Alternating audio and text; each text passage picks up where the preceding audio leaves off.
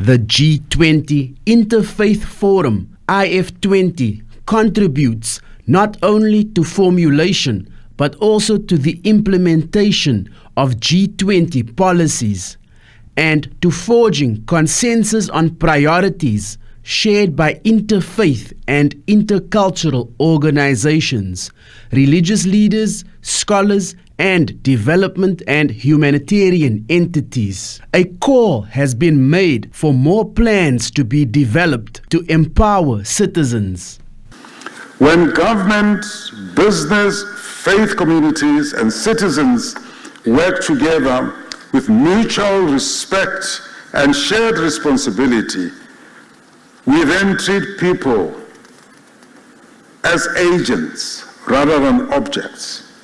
And when we build systems that empower rather than create dependency, then we restore not just food security, but human dignity. We are building on hope, where we're building on the conviction that we can do better, that we can see a bright future, a world without poverty for the first time in human history, that we know that the voices of religious communities and their experience is what can carry us forward. So we're looking to bring to the G20 a true prophetic voice. The annual IF20 platform involves a network of religiously linked institutions and initiatives that engage on global agendas. As the theme we say Ubuntu, in our Hindu understanding we call Vasudeva Kudumbakam. The whole humanity is one race. We are one family. So let's create that feeling, understanding and caring and sharing for one another in the spirit of love and care, and say thank you to God Almighty for giving us the opportunity to come together. This is the right moment.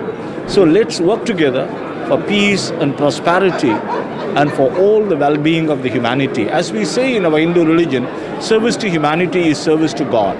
In the Baha'i faith, one of the central beliefs is around unity and diversity, that actually it is our differences that show our beauty, and actually that should contribute towards us coming together and working together. In the Baha'i writings, you find that Baha'u'llah, the Prophet founder of the faith, says that ye are all leaves of one branch and fruits of one tree.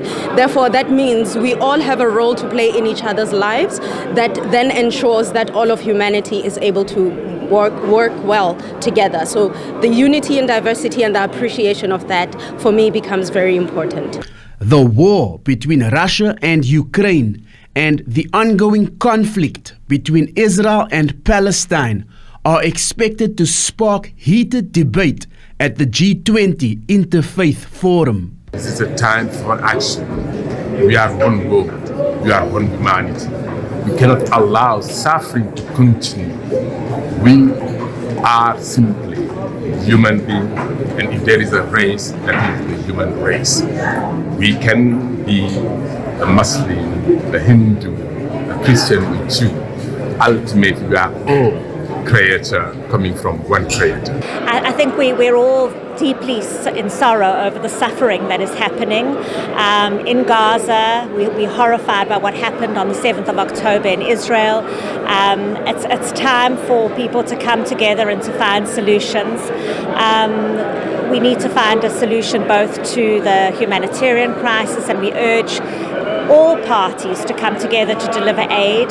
We also call for the release of the hostages, and the images that we have seen of emaciated hostages in the last week is something that should distress every country and is something that should be also addressed. The decision taken by various organizations to withdraw from South Africa's upcoming national dialogue was also addressed on the sidelines of the forum.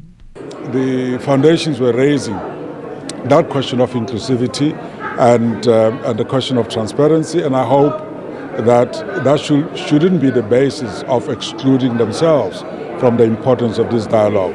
But for me, the critical thing is this should not be a partisan occasion. if, for example, any political formation says, I'm not going to partake, we need to pause, take a step backwards and say, why? So that everybody's around the table. The IF20's mandate is to contribute to a more just world and a sustainable future by drawing on and enriching the experiences and contributions of religious and faith actors across the world. Corbin August, SABC News, Cape Town.